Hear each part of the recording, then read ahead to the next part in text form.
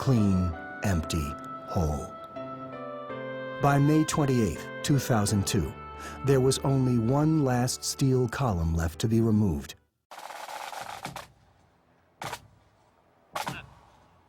The construction trades decided to turn it into a small ceremony. All the guys that were in the closing ceremony were people that had been down there since like the first day.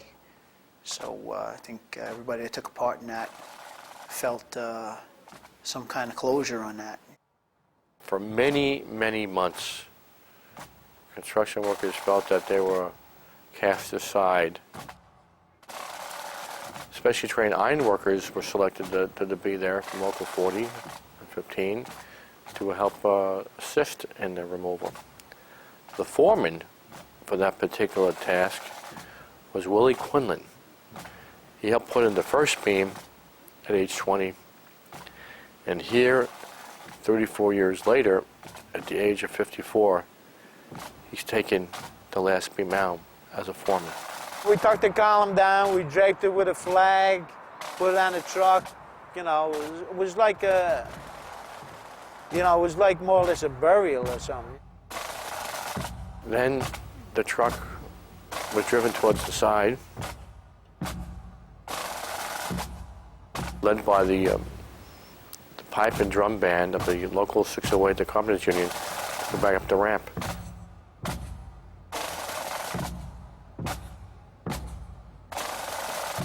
We figured, well, no one's going to watch us and care about us anyway. Well, lo and behold, Present, halt! to the least of our expectations, while we're going up the ramp, we forgot to remind ourselves this was Fleet Week.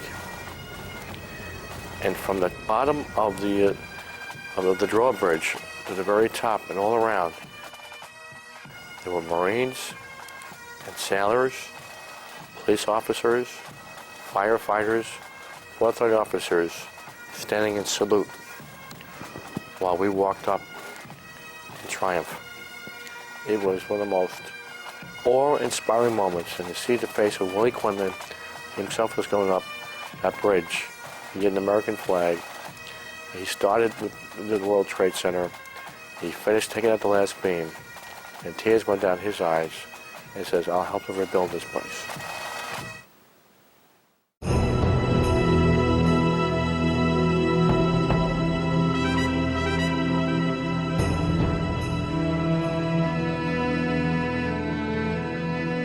The experience of cleaning up Ground Zero was like war.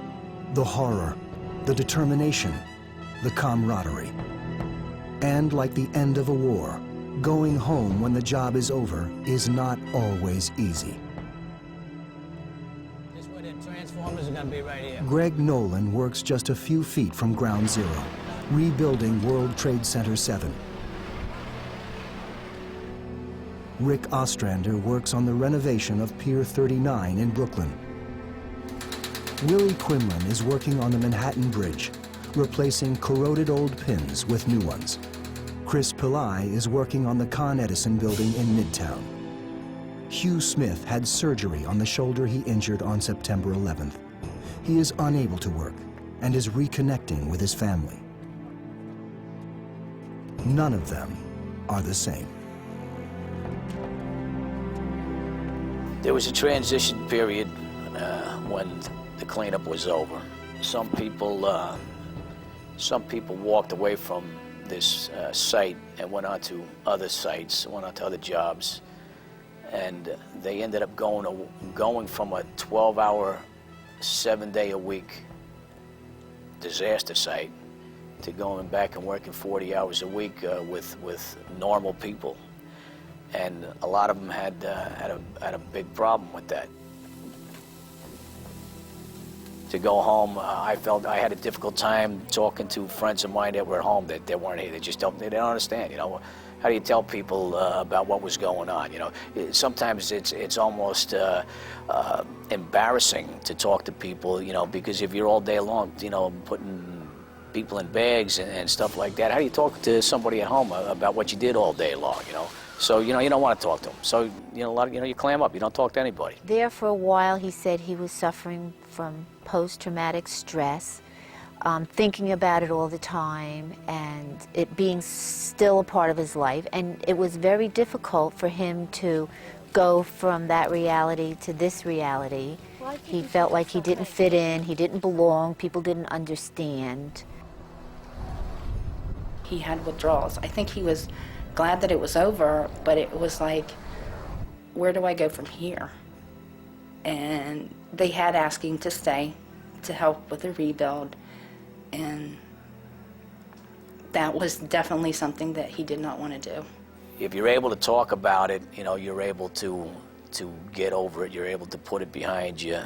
It's the guys that aren't able to talk about it that I worry about. That I figure, someday down the road, there's going to be some problems. There are some problems now with a lot of guys that left here.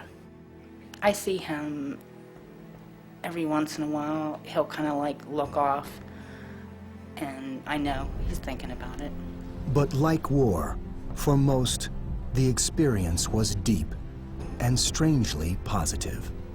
I think they're kinder to the wives, more gentle towards the children, they're less judgmental and harsh towards other people, except when they're driving. This driver's range running are a pain in the ass. But I think they're more gentle and more understanding, compassionate than they normally were. I mean, I look back and, I do get sad. I had my good cries and that, but I look back and I look at the good times I had there, the people I met. Life will never be the same, ever. I think it did change him. I think it made him more human, more sensitive to other people, more compassionate. I think what really has changed the most in me is my perspective about the American people. There was a time in my life not too long ago that I thought maybe that we're on our way down and we weren't going to make it so well. I don't feel that way anymore.